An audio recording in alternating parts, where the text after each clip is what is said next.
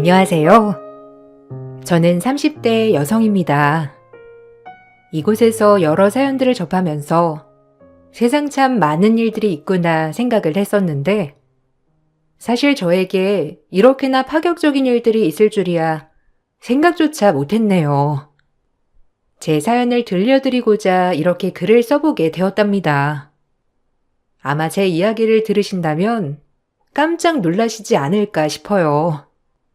저는 전문대를 졸업했고 제 예비 남편은 수도권 상위권 대학을 졸업한 인재였죠. 그러다 보니 학력만 보고서는 기울어진 결혼 아닌가 생각하시는 분들도 많았는데, 남편과 처음 만났을 때에도 사실 학력에 대한 자부심이 대단했답니다. 늘 자신감이 넘치는 예비 남편을 보면서 신기하기도 하고 호감이 가기도 했어요. 은주야, 내가 말이야. 어릴 때부터 복이 그렇게 많았어. 뭘 하든지 다 잘 되고 내가 원하는 건 다 이뤘다니까. 이게 다 내 복을 타고 나서 그렇대. 엄마도 항상 얘기하거든. 내가 하는 건 다 잘 될 거라고. 대학도 진짜 열심히 공부한 것도 있지만 솔직히 이 정도 명문대 나오면 다들 부러워하잖아. 나는 가지고 싶은 건 항상 다 가질 수 있었던 것 같아. 장준 씨는 항상 자신감이 넘치는 것 같아. 어떻게 그렇게 돼? 나는 하루에도 수십 번씩 마음이 왔다 갔다 하거든. 나 자신한테도 솔직히 자신이 없을 때가 많은데, 창준 씨한테는 그런 게 하나도 없어서 신기해. 어릴 때부터 그랬어? 그런 거 보면 진짜 대단하다 생각도 들어. 주변에서도 창준 씨를 다 대단하다고 생각을 하는 거잖아. 아마 어릴 때부터 그랬던 것 같아. 내가 노력하는 것도 있겠지만 뭐 타고난 것도 있는 것 같고, 남한테 지고는 못 사는 성격이거든. 엄마도 항상 옆에서 사람이 욕심이 있어야 잘 산다고도 하셨고, 나도 그렇게 생각해. 그러니까 고등학교 때도 치열하게 공부해서 명문대에 진학한 거지. 내가 꼭 이루고 싶었던 목표 첫 번째였거든. 엄마도 항상 말씀하셔. 나는 뭐래도 잘 될 거라고. 대단해. 난 창준 씨 그런 점이 진짜 대단하다고 생각해. 항상 자기한테 자신감이 넘치잖아. 어떤 일이든 다 잘 될 거라고 생각하는 것도 말은 쉽지만 그렇게 하기가 쉽지 않은 것도 알고 있고.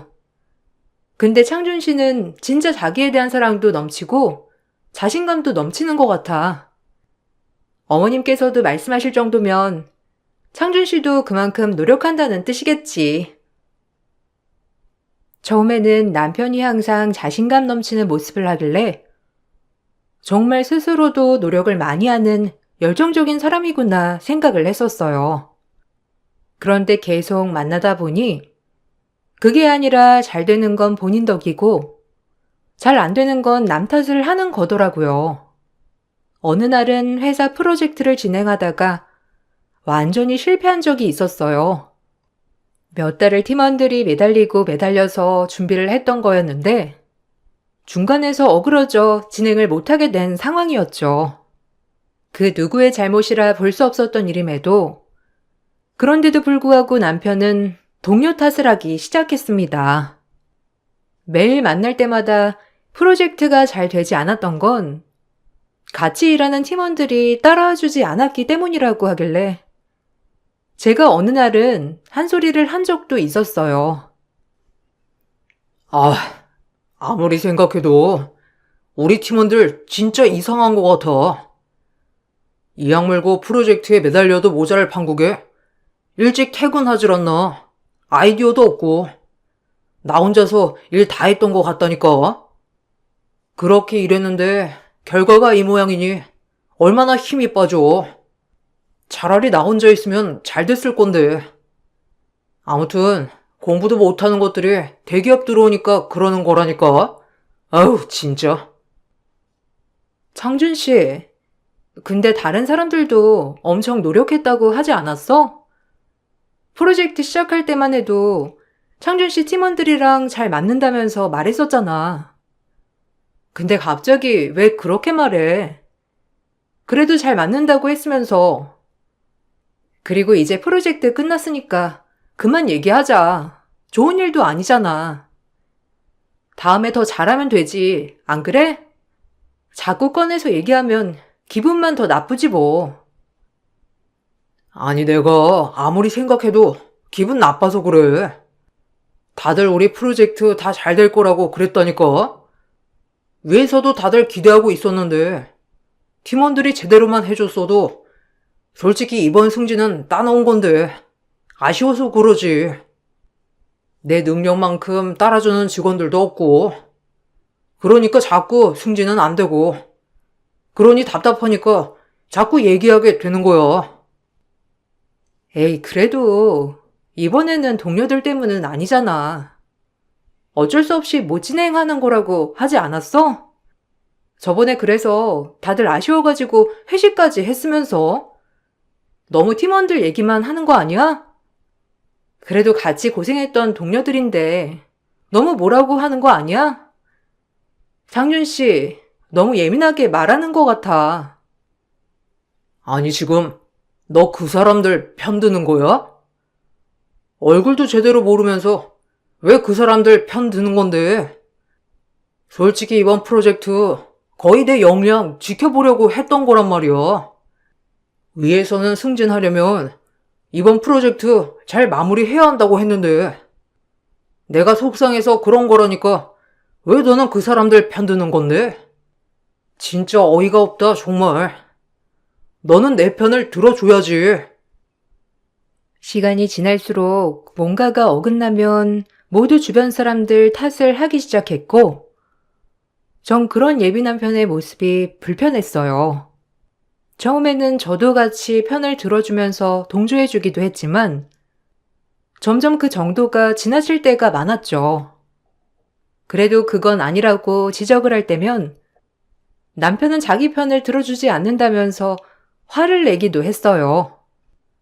본인이 잘못을 한 것이 있어도 다른 사람도 잘못한 게 있다면서 얘기하는 모습에 조금씩 마음 한편에 불편함이 생겼던 것 같아요.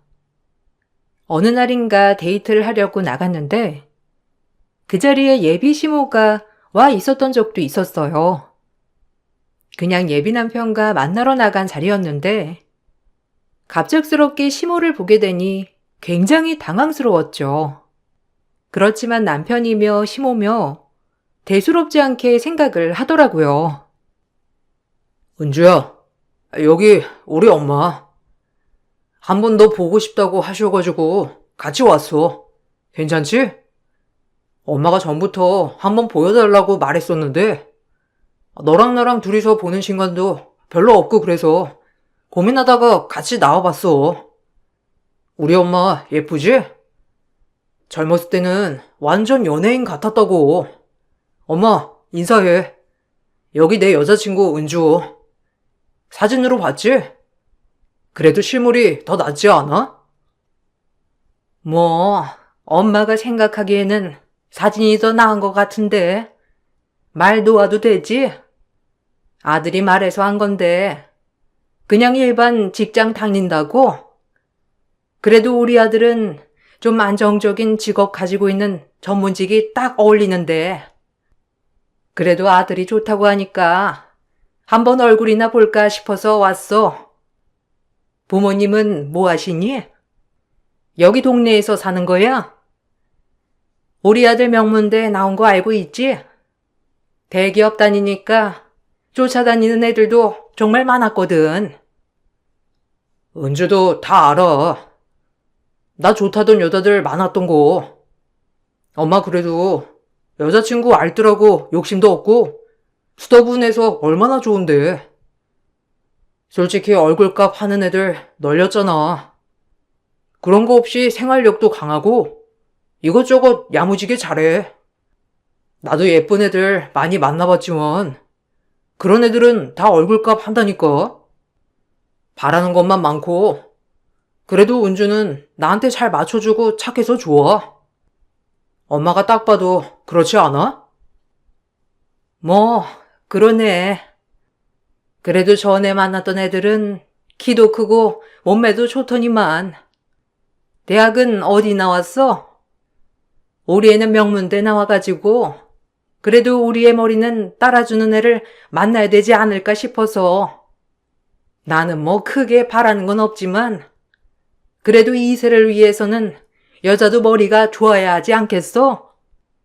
일반 기업 다닌다고 하는 건 좀 아쉽기는 하지만 부모님은 어떤 일 하시니? 형제 관계는? 아, 저는 전문대 나왔어요. 부모님도 그냥 직장인이시고요. 형제는 없고 제가 외동딸입니다. 부모님께서 연세가 많으셔서 지금은 은퇴하신 상황이시고요. 따로 하시는 일은 없으세요. 그래도 직장 다닌 지 꽤 됐고 한 직장에서 오래 다닌 편입니다. 엄마, 내가 똑똑하니까 뭐가 문제야? 그냥 내 머리 닮은 애 만나면 되는 거지. 은주 대학은 전문대 나왔는데 일도 잘해서 자기네 회사에서 꽤 높은 자리에 있다니까. 연봉도 꽤 많이 받고. 솔직히 대기업에 비비진 못하지만 어차피 아이 낳고 출산하면 이러저러 해서 다 그만두잖아. 대기업 다니는 애들은 커리어 때문에 일도 못 그만두고 그냥 다니던데 얘는 어쩌겠어. 차라리 은주같이 일반 기업 다니는 여자가 낫지 뭐. 제 앞에서 정말 별의별 소리를 하면서 대화를 나누는 모자를 보며 내가 동의하지도 않은 결혼 얘기를 이렇게 꺼낸다는 게 너무나 황당했어요. 솔직히 전 남편과 결혼을 할 생각까지는 없었는데 남편은 결혼 생각이 없다는 제 말을 무시한 채 무작정 저와의 미래를 생각했습니다. 그럴 때마다 저는 아직 결혼 생각이 없다는 것을 상기시켜줬지만 남편은 크게 생각하지 않았던 것 같아요. 장준 씨, 솔직히 말할게. 나 지금 결혼에 대해서 당장은 생각이 없어. 장준 씨도 일 시작한 지 얼마 안 됐고, 나도 일한 지는 오래됐지만 아직은 결혼은 멀었다 생각을 하거든? 지금 당장은 결혼하고 싶은 생각도 없고 일에 집중하고 싶어. 장준 씨는 어떨지 모르겠지만 우리 부모님은 나이도 많으시고 내가 결혼한다고 이것저것 짐을 지게 해드리고 싶지 않아. 내가 결혼할 준비가 되면 그때 하고 싶어. 그런 거야. 결혼식을 간단하게 하면 되는 거 아니야? 경제적으로 준비돼서 결혼하려고 하면 언제 하려고?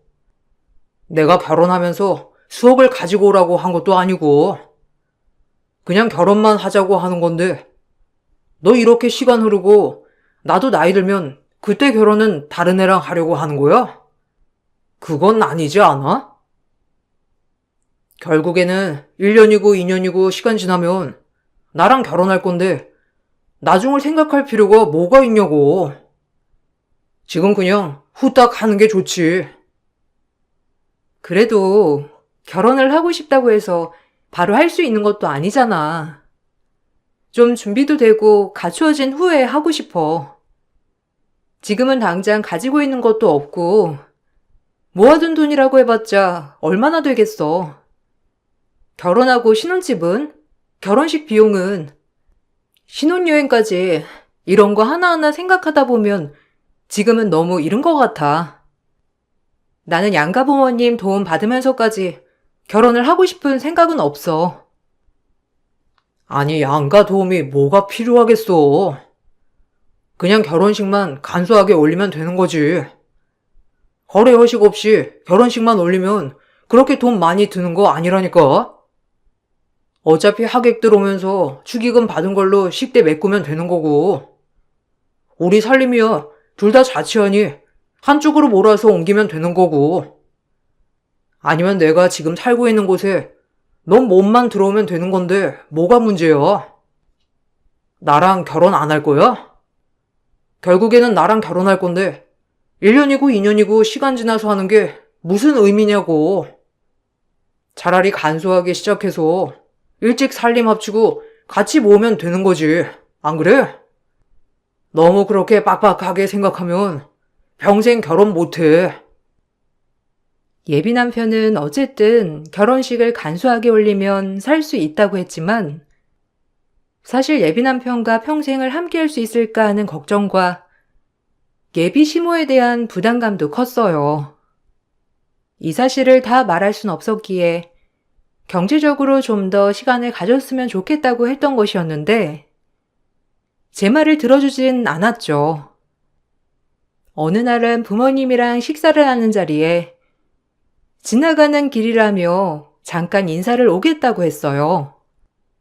그런데 그냥 지나가다 들린 줄 알았는데 다짜고짜 예비 남편이 저와 결혼을 하고 싶다고 말을 꺼내버렸습니다.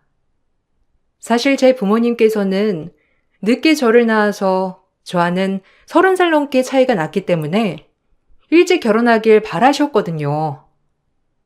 늦둥이 외동딸이 홍여라도 혼자가 될까 걱정이 많으셨는데 마침 예비 남편이 결혼을 하겠다고 하니 바로 허락을 하셨어요.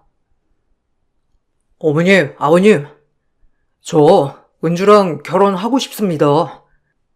솔직히 여기까지 찾아온 건 어머님과 아버님 결혼 허락받기 위해서 찾아온 겁니다. 결혼 허락해 주세요. 다른 건 몰라도 제가 은주 곁에서 평생 함께 하겠습니다. 손에 물 한 방울 안 묻히겠다는 말은 솔직히 못 드리겠지만 평생을 곁에 함께 하면서 좋은 일, 힘든 일, 슬픈 일 모두 함께 하고 싶습니다. 허락해 주세요. 아니, 갑자기 이게 뭐야? 갑자기 결혼이라니. 창준 씨, 나랑 얘기도 안 꺼내놓고 갑자기 왜 이래? 엄마, 아빠, 그런 거 아니야. 창준 씨가 나랑 아무런 말도 안 해놓고 결혼하겠다고 하는 거야. 우리 당장 결혼하겠다는 거 아니니까 오해하지 마. 알았지? 창준 씨, 일단 밖에서 나랑 좀 얘기하자. 저번에 내가 말했잖아. 지금 당장 결혼하고 싶은 생각 없다고. 어머님, 아버님, 솔직히 은주가 고민이 많아요. 저랑 결국에는 결혼하겠지만 지금 당장은 힘들다고 하네요. 저는 가진 게 비록 없더라도 일단 결혼을 해서 같이 모으고 싶은데 은주는 다 모으고 나서 결혼하고 싶다고 하네요. 전 지금 하나 나중에 하나 똑같다고 생각해요. 어머님, 아버님 생각은 어떠세요? 아유, 남자가 이렇게 배포가 있어야지. 우리 은주가 워낙 조심스러운 아이라서 그래. 회사에 신경 쓴다고 생각도 많아지고 고민도 많아져서 그럴 거야. 이렇게 배포 있는 남자 만나고 있을 줄이야 꿈에도 생각을 못했는데 우리 은주한테는 딱 좋네. 은주야, 이렇게 멋있는 남편이 어디 있겠니? 엄마 아빠 걱정인 거들랑 하지 말거라. 우리가 도와줄 수 있을 때 도와주는 것도 기쁜 일이야. 그래, 은주가 아마 우리 걱정하느라고 나중에 하겠다고 말한 모양인데 나는 솔직히 우리 은주 결혼하기만을 손꼽아 기다리던 사람이야. 이렇게 멋있는 남편감 두고서 고민을 하고 있으면 어쩌니? 고민하지 마. 엄마랑 아빠는 다 너 결혼하는 것까지 준비해놨는데 이거 못 쓰게 하는 것도 불효라니까. 맞습니다. 어머님, 아버님 얘기가 맞죠.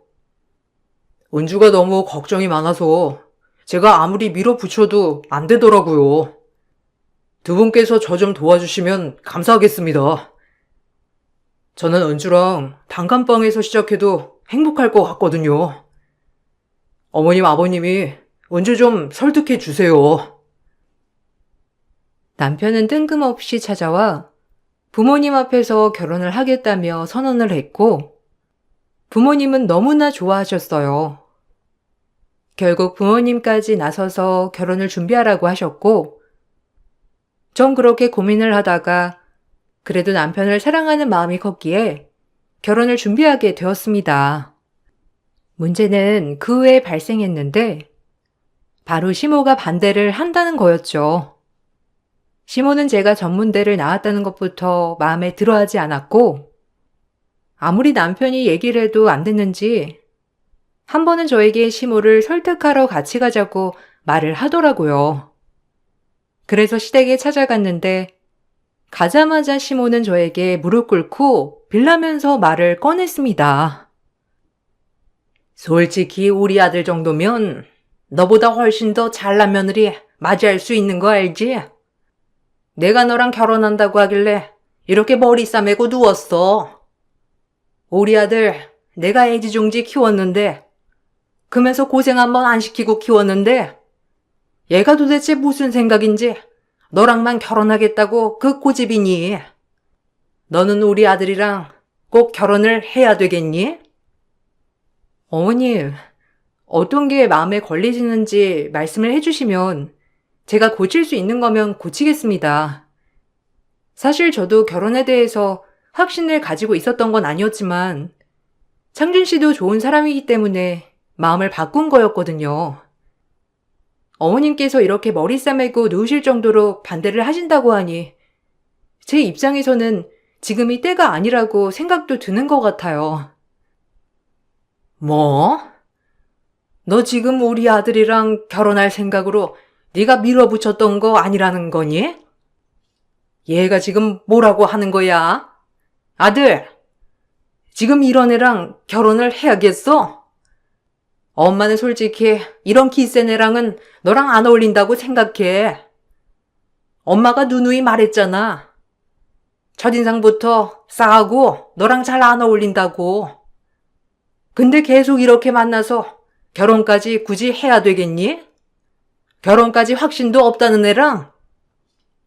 엄마, 나 은주 아니면 결혼 평생 안 할 거야. 그러니까 반대하지 말고 엄마 고집 부리지 마. 은주네 집에서도 반대 한 번 안 하는데 왜 엄마는 내 의견 존중을 안 해주는데? 엄마가 난 평생 좋은 선택만 할 거라고 하지 않았어? 시모는 설득하려고 갔던 길은 결국 두 모자의 싸움으로 끝이 났습니다. 시댁에서는 시모가 강력하게 결혼을 반대하고 계셨고 저 역시 계속 시모가 반대한다면 결혼에 대해서 다시 생각을 해야 할 것 같다 생각했어요. 남편과 사이가 좋아도 시댁 때문에 이혼을 하는 게 결혼인데 처음부터 반대하는 결혼은 하고 싶지 않았기 때문이었죠. 그렇지만 남편과 저희 집에서는 결혼에 대해서 너무 기대를 하고 있는 상황이었고 행복해했어요. 시댁에서도 시모가 아니라면 다들 반기는 눈치였기 때문에 더 고민이 많았는데 여기에 제가 더 고민을 하게 되었던 이유가 있었어요. 결혼을 준비하는 와중에 부모님께서 저희 둘을 불러 갑자기 상가 아파트를 주시겠다고 선언하셨어요. 나는 은주가 결혼을 한다고 하니 정말 눈물이 다 나네.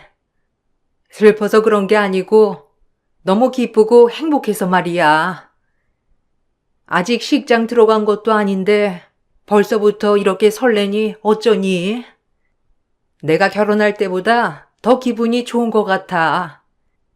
솔직히 우리 딸 결혼할 때 되면 온갖 걸 다 해줘야지 싶었는데 우리가 그 정도 능력을 갖추지 못해서 너무 아쉬운 거 있지? 그렇지만 결혼 선물로 해줄 수 있는 게 있을 것 같다. 상가 건물 은주한테 주려고 하는데 어떻게 생각하니? 엄마, 갑자기 무슨 상가 건물이야. 그런 거 안 줘도 돼. 처음부터 내가 말했잖아. 우리 이렇게 결혼 일찍 하는 것도 양가 도움 안 받고 그냥 간단하게 결혼하려고 그랬던 거라고. 애초에 갖추고 할 거였으면 지금 결혼 안 했지. 엄마, 그럴 필요 없어. 우리 알아서 결혼 준비할 거고 집도 나중에 모아서 살 거야. 그러니까 엄마가 나서서 그럴 필요 없고 그거 엄마네 노후 자금으로 써. 그래도 이건 엄마랑 아빠가 너한테 주고 싶은 결혼 선물이야. 네가 태어나고 나서 평생을 생각했던 것이니 너무 부담스럽게 생각하지 말고 받아. 솔직히 엄마 아빠는 나이도 이제 많이 들었고 우리 둘이서 노후 생각해야 할 때잖아. 그래서 항상 혼자 남게 될 네 걱정이 태산이었는데 네 곁에 평생 있어주겠다는 사람을 만나서 얼마나 다행인지 몰라. 우리 딸이 편하게 살 수 있다면 그것만으로도 충분해. 장모님, 제가 은주 곁에 평생 있을게요.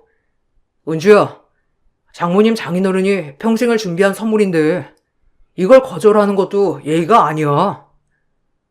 우리가 앞으로 더 잘 살고 잘 지내면 되는 거지. 은주 마음도 알겠지만 장모님과 장인어른 뜻을 우리 거스르지 말자. 알았지?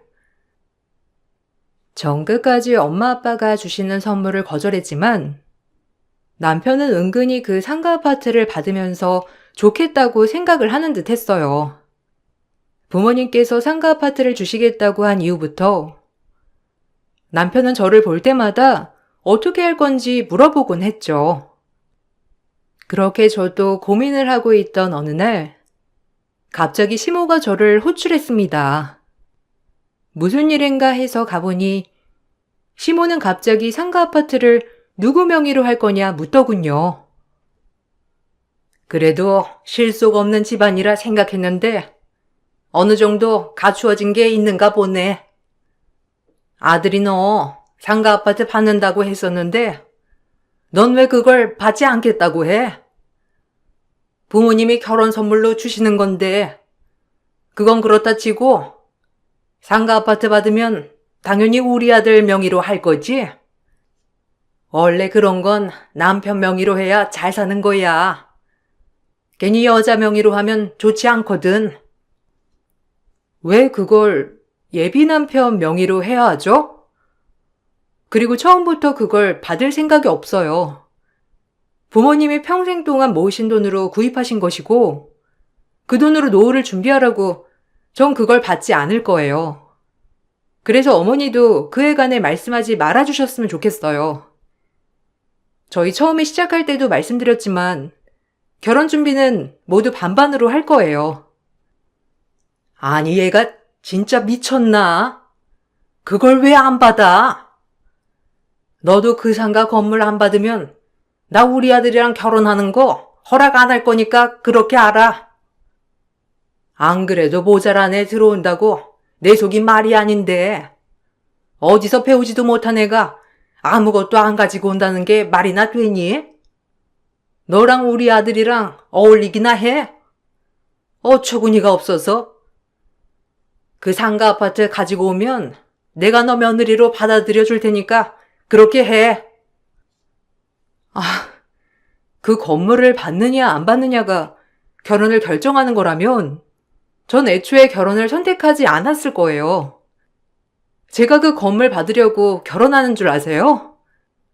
그거 저희 부모님 피땀 흘리며 일하고 번 돈으로 사신 겁니다. 제 앞에서 이렇게 뻔뻔하게 말하시는 걸 보니 더 이상은 안 되겠네요. 그렇게 반대를 하시는데 이 결혼에 대해 다시 생각해봐야 할 것 같아요. 어디서 그런 식으로 결혼 다시 생각한다고 해? 예의를 어디서 밥 말아먹은 거야? 역시나 배운 게 없는 애라서 그런가? 예의까지 없구나? 그나마 아들이 좋다고 해서 결혼을 시키려 했던 건데 너 그 상가 아파트 건물 안 가지고 오면 절대로 결혼 허락 안 할 거야. 그 상가 아파트 명의도 우리 아들 이름으로 해야 할 거야.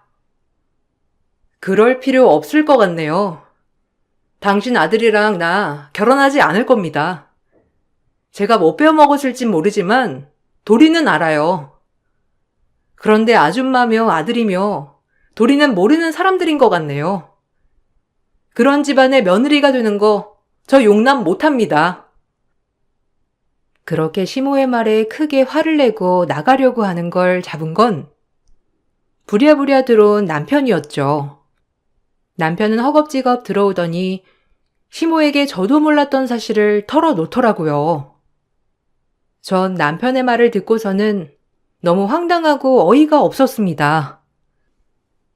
엄마, 왜 그렇게 말하는 거야? 진짜 파혼하라고 할 거야? 아니지? 결혼만 하면 장모님 장인어른이 다른 건물 주신다고 했는데 지금 뭐 하는 거야? 엄마가 다 망치고 있어. 은주야, 잠깐 진정해. 엄마가 잘 몰라서 그러시는 거야. 나 너랑 결혼할 거고 엄마 말 신경 쓰지 마. 알았지? 아니, 엄마. 만나러 오는 거면 나한테 말이라도 해주지 그랬어. 그게 지금 무슨 소리야? 우리 엄마 아빠가 건물을 준다고 하셨어? 설마 당신 그것 때문에 지금까지 결혼하겠다고 했던 거야? 어쩐지 신혼집 어디로 할 거냐고 했을 때 다 방법이 있다면서 말했던 게 그래서 그런 거였어? 엄마 아빠가 갑자기 나 결혼하면 시골로 내려가서 살 거라고 한 것도 이유가 있었던 거냐고. 아니, 그게 아니라, 은주야, 장모님이랑 장인어른은 너랑 내가 행복하게 살기를 원하고 계셔. 그래서 상가 아파트도 주신다고 하신 거고. 솔직히 우리 신혼집으로 내가 지금 자취하는 집에서 시작하면 좀 그렇잖아. 그래가지고 장모님이랑 장인어른께서 지금 사시는 집에 들어와서 살라고 하셨어. 두 분이서는 시골로 가시겠다고 하셔가지고 이건 두 분 뜻이니까 우리가 받아들여야지. 아니 얘는 그렇게 중요한 걸 왜 이제야 말해? 은주 너는 오늘 얘기한 건 없던 일로 하자. 안 그래도 내가 너 마음에 안 들었는데 그래도 결혼하면 건물 하나 준다고 하니 그냥 넘어갈게. 그래도 내 앞에서 눈 똑바로 뜨고 대든 건 네 잘못인 거 알지? 예의 없는 건 돈으로도 커버 안 되는 거니까 앞으로 알아서 잘해. 지금까지 뭘 들으셨어요? 저 아줌마 아들이랑 결혼 안 한다고. 당신네 같은 거지 같은 집안에 내가 결혼할 것 같아? 우리 집에서 한몫 챙기려고 했나 본데 절대 내가 그렇게 안 둘 거거든? 내 발목 붙잡고 제발 결혼해달라고 해도 죽어도 안 할 거야. 알고 보니 남편은 저와 연애를 하기 전부터 우리 집 배경에 대해서 다 알고 있었어요. 소개를 통해서 알게 된 남편은 애초에 저희 집이 어떤 집안인지를 모두 파악하고 연애를 시작했던 것이었죠. 저희 집은 생각보다 알짜배기 집안이었거든요. 엄마 아빠가 직장에 오래 다니시기도 했지만 유산으로 받았던 땅도 많았어서 재산이 꽤 됐던 상황이었는데 저와 연애를 하면서 이런 사실을 알고 있었던 남편은 저에게 아무것도 없는 시기부터 결혼을 밀어붙였던 것이었죠. 거기다가 부모님의 연세가 많으셔서 제가 일찍 결혼하기를 원하신다는 것도 모두 다 알고 있는 상황이었습니다. 이 모든 것을 다 알고 있음에도 불구하고 저에게는 한마디 말을 해본 적이 없었고 당연히 결혼을 밀어붙이니 부모님께서는 평생 원하시던 바를 이루실 수 있어 바로 허락해 주셨던 거였어요. 거기다가 예비 남편은 저 몰래 저희 부모님을 찾아가면서 은근히 결혼 비용에 대해서 한탄을 했고 저 몰래 부모님이 지원을 해주겠다는 약속까지 받아내었습니다.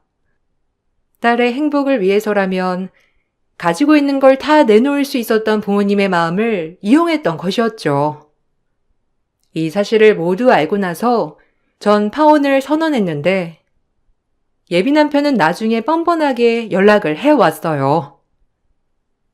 은주야, 내가 잘못했어. 우리 엄마도 솔직히 오해가 있었던 것 같은데. 그렇지만 너도 어른한테 그렇게 말대답하는 거 예의 없었던 거 알지?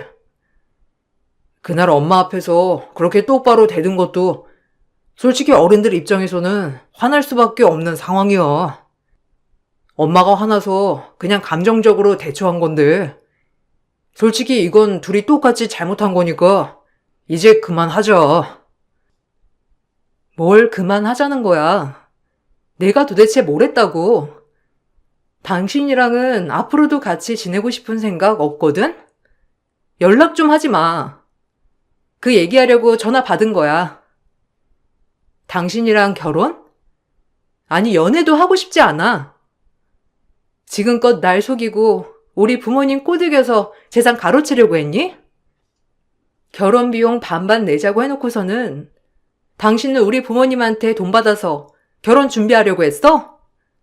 당신은 나도 기만하고 우리 부모님도 기만한 거야. 왜 이래, 은주야.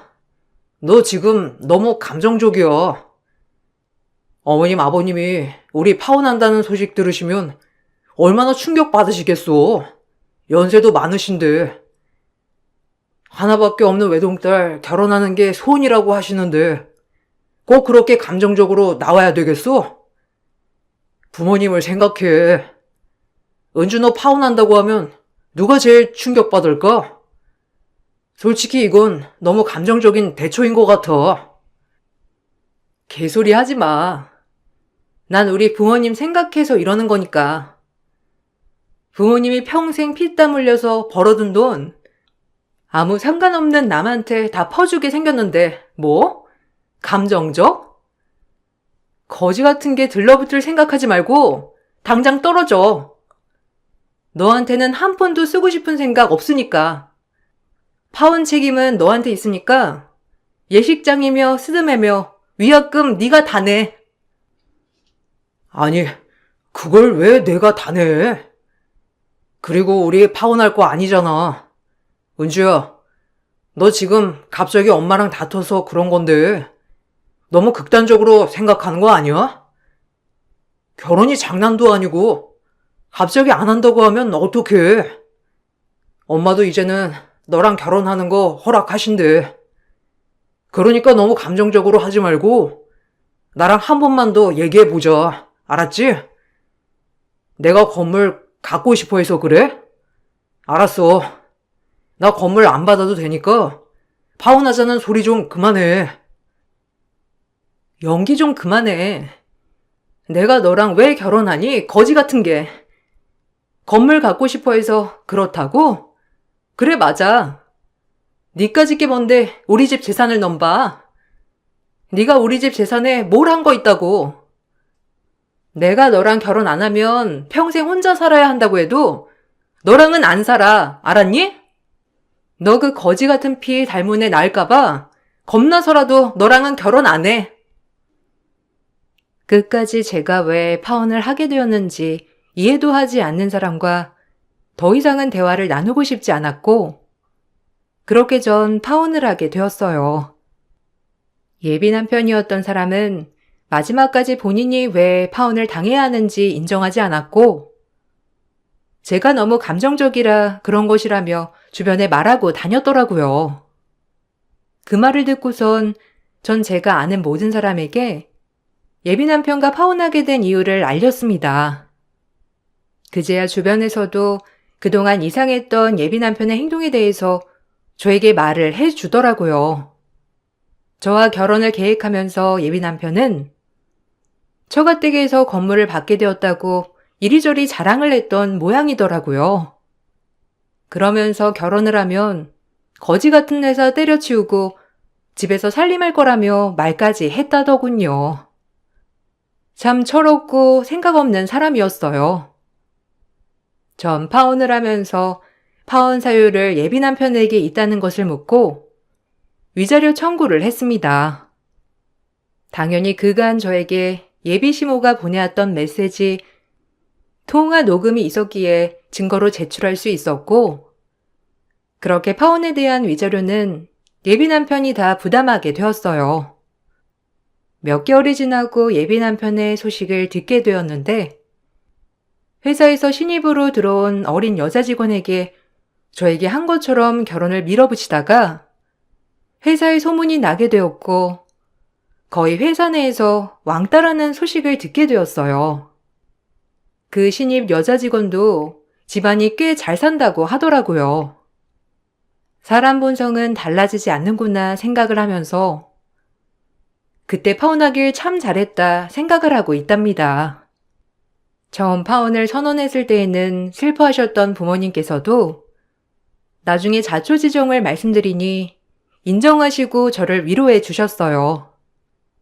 그때 이후로는 저에게 결혼에 대해서 강요하지 않으시고 오로지 저와 행복하게 오래 지낼 생각으로 요즘은 휴가 때 함께 여행 갈 계획 세우고 있답니다. 정말 마음이 잘 맞는 사람을 만난다면 결혼을 하겠지만 아마 이번 사건이 저에게는 큰 교훈을 주었던 것 같아요. 결혼을 할 때는 항상 신중해야 한다는 거 많이 느끼게 되었답니다. 제 긴 사연을 들어주셔서 감사해요. 여러분들도 항상 사랑하는 분들과 행복하시길 바랄게요. 안녕하세요. 저는 40대 여자입니다. 이번에 저희 엄마가 꽤 오래 알고 지내셨던 분과 재혼을 하셨어요. 그동안 고생을 많이 하신 엄마가 새아빠와 행복한 삶을 살아가길 간절히 바라고 있었어요. 그런데 제대로 시작도 하기 전에 재혼식장에서 시댁 식구들 때문에 안 좋은 일들이 폭죽 터지듯 연달아 계속해서 만들어졌어요. 눈앞에 보이는 현실들이 믿기 어려울 만큼 너무 충격적이었던 일들이라 기분이 정말 좋지가 않았습니다. 저희 엄마의 재혼 소식이 시댁 집안까지 전달이 됐는데 저희 엄마 재혼하는데 보태준 것도 없으면서 시모는 다 늙어서 추태냐고 제 심기를 건드는 말들로 기분을 상하게 만들더라고요. 제 앞에서 대놓고 얘기한 건 아니었지만 남편과 전화 통화를 하면서 뱉은 말들이 제 귀에 들어왔을 때 뭔 생각으로 그런 말을 하는 건지 이해할 수가 없었습니다. 제가 옆에서 뻔히 듣고 있는 걸 생각 못하는 것도 아닐 텐데 엄마한테 추태라는 말을 했을 땐 화가 정말 많이 났었지만 남편이 중간에서 제 눈치를 보곤 시모의 입에서 더 안 좋은 말들이 나오게 될까봐 급하게 전화통화를 마무리 지었어요. 그렇게 전화를 끊자마자 남편은 시모의 말에 상해버린 제 기분을 풀어주려고 노력을 했지만 시모가 그동안 저희 엄마를 어떻게 생각해오고 있었는지를 알 수 있는 말투였기 때문에 화가 쉽게 가라앉지 않았습니다. 그래도 남편은 제 기분을 가라앉혀 주기 위해 노력하는 모습을 보곤 최대한 안 좋았던 감정을 억눌렀고 그렇게 그날 한 번은 좋게 넘어갔어요. 그런데 제 기분이 별로 좋지 않은 상태에서 며칠 뒤 시댁에 모임이 있어 남편과 잠깐 들린 적이 있었는데 그때 시모와 대판 싸우게 되었습니다. 저는 최대한 조용히 있다가 돌아가려 했는데 시모의 생각 없이 뱉어대는 그 입이 계속 나불거리는 바람에 참다 못한 저는 결국 화가 머리끝까지 올라와 버리게 되었던 거였어요. 옆에서 남편이 시모에게 계속 눈치를 주고 있는데도 모터를 달아버린 시모의 개념 없는 행동은 결국 화를 참지 못하게 만들어 버렸어요. 남편과 결혼 생활한 지 이미 10년이 넘어버렸기 때문에 저도 예전처럼 할 말 못하고 속으로 삭히는 그런 시기는 지나갔던 터라 시댁 식구들이 한자리에 모여 있는 데서 불만을 터뜨리게 되었습니다. 안 좋았던 감정들을 참고 있다가 한 번에 터뜨리게 되면 걷잡을 수 없을 만큼 상황이 심각해지잖아요. 한 번 터져버린 입은 좀처럼 다물어지지가 않았고 결국 시모와 시작된 문제는 가족들의 싸움으로까지 이어져 버렸습니다. 그리고 팔은 안으로 굽는다고 가족들 모두 시모의 편에서 제가 잘못을 했다는데 뭐하러 시댁에 와서 욕을 먹어야 하고 상처를 받아야 하는 건지 이해가 되지 않아 더 이상은 오고 싶지 않았어요. 남편 때문에 시댁에 오는 거긴 하지만 이렇게 욕먹으면서까지 우리 엄마를 함부로 판단해서 얘기하는 그런 시모와 시댁 식구들과 더 이상 상종하고 싶지도 않아 더는 시댁에 오지 않겠다는 말을 꺼냈어요. 한마디로 영 끊고 살겠다는 거였죠. 그렇게 해야만 제가 싫은 소리 듣지 않을 테고 보고 싶지 않은 시댁 식구들의 얼굴도 안 볼 수 있게 되니 제가 스트레스를 덜 받고 싶어 선택한 최후의 결정이었어요. 처음부터 시모의 잘못을 인정하고 최대한 좋게 상황을 풀어나갔다면 심각한 상황까지는 오지 않았을 텐데 나이 먹고 재혼해서 많은 사람들 피곤하게 만든다고 저희 엄마가 무슨 큰 잘못이라도 한 것 마냥 말하길래 더는 상대를 하고 싶지가 않았어요. 상대할 가치도 없는 사람들과 한 공간에 있고 싶지도 않아 더 이상 시댁에 오지 않겠다는 말을 끝으로 먼저 자리에서 일어났습니다. 어른이 얘기하고 있는데 어딜 먼저 일어나? 당장 자리에 앉지 못해? 젊은 나이도 아니고 앞으로 살 날보다 눈 감을 날이 더 가까운데 괜히 피곤한 일 만드니까 한마디 할 수도 있는 건데 그게 그렇게 불만이야? 아무리 기분이 나쁘다고 해도 가족들 모여있는 앞에서 시애미한테 화를 내? 그럼 화가 안 나게 생겼어요? 전에도 이 사람과 전화 통화할 때 저희 엄마가 재혼한다니까 다 늙어서 추태 부린다고 했잖아요. 거기까지도 참았는데 오늘도 그때랑 똑같은 말로 저에게 상처를 줬잖아요. 제가 없는 것도 아니고 바로 앞에서 두 귀 열어놓고 듣고 있는데 그런 식으로 말하면 기분이 좋겠어요? 저도 어머님한테 그동안 쌓였던 거 정말 많았었는데 최대한 참고 지나갔었지만 이제는 더 이상 안 참아요. 할 말은 하고 살아야 속병이 안 걸릴 것 같거든요. 그래서 저도 참지 않으려고요. 그리고 누가 봐도 어머님이 말실수를 한 건데 왜 다들 편을 들어주는 건지 모르겠네요. 아버님도 똑같아요. 어떻게 이런 상황에서 어머님을 옹호해주고 제가 잘못했다는 말을 할 수가 있어요? 정말 이해할 수 없는 집안이네요. 이 사람만 멀쩡하지 다들 정상은 아닌 것 같아요. 아주 혼자 잘났네. 그래서 지금 너는 잘못한 게 하나도 없다는 거야? 요즘 들어 너 왜 이렇게 불만이 많아? 한마디 하면 10마디 하고 그동안 어떻게 참고 살았니? 네가 내 집에서 나간다고 달라지는 게 있는 줄 알아? 내 아들과 이혼하지 않는 이상 어차피 너는 우리 집안 며느리이고 나한테서 벗어나지 못해. 요즘 큰 며느리가 버릇이 많이 없긴 하지. 어른이 얘기하는데 얼굴 붉히고 화내면 되겠어? 기분 나쁜 말을 들었더라도 좋게 웃으면서 넘어가야지. 새언니가 요즘 들어 많이 예민해진 것 같더라고. 저도 그걸 많이 느끼긴 했는데 이런 건 오빠가 중간에서 확실하게 말을 해야 되는 거 아니야? 우리 엄마가 왜 새언니한테 이런 대우를 받아야 되는 건데? 이건 정도가 지나칠 정도로 새언니의 행동이 잘못된 건데 오빠가 확실하게 뭐라고 좀 해. 이 사람이 잘못한 것도 없는데 다들 도대체 왜 그러는 거야? 얼마나 서운했으면 얼굴을 안 보겠다는 말까지 나와. 재혼을 하든 말든 우리 가족이 크게 상관할 문제는 아니잖아. 축하해주기 싫으면 안 해주면 되는 거지. 왜 이거 가지고 상황을 점점 안 좋게 만들어? 옆에서 가만히 듣고 있는데 정말 다들 너무들 하네. 두 분이서 이 사람을 무시하니까 쟤도 똑같이 행동하는 거 보세요. 저도 더 이상 오지 않으려고요. 와봤자 이 사람 상처만 받는데 차라리 당분간 얼굴 안 보고 지내는 게 좋겠어요.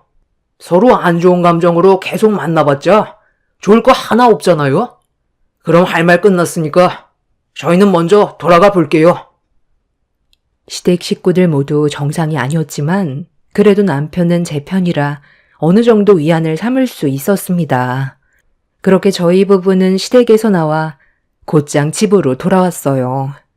어차피 엄마 재혼식 때 초대하지도 않을 거고 와봤자 불편하기만 해서 부를 생각도 없었는데 본인들이 손해를 보는 것처럼 말해서 정말 기분이 안 좋았어요. 그렇게 남편과 좋지 않은 상태로 시댁에서 나온 뒤 더 이상 시댁 식구들과 연락을 하지 않고 지내고 있었는데 어느 날 시모에게 뜬금없이 전화가 왔어요.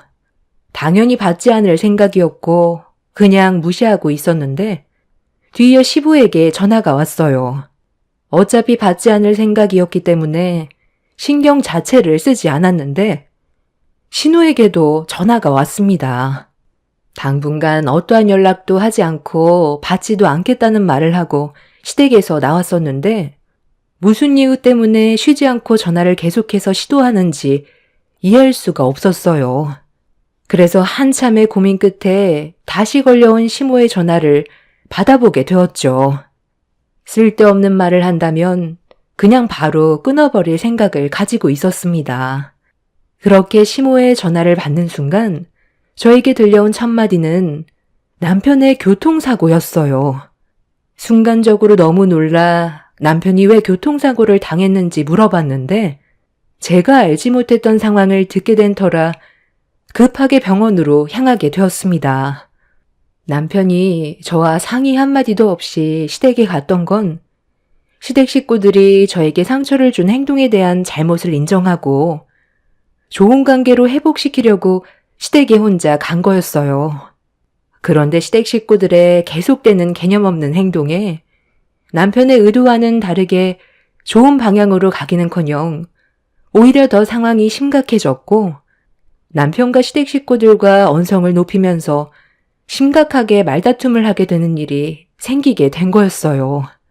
남편은 그날 평생 얼굴 안 보고 사는 게 차라리 속 편할 것 같다면서 2번 다시 시댁에 오지 않겠다는 말을 하자 시모는 운전대를 잡은 남편의 차 앞에서 가지 못하게 몸으로 가로막았어요.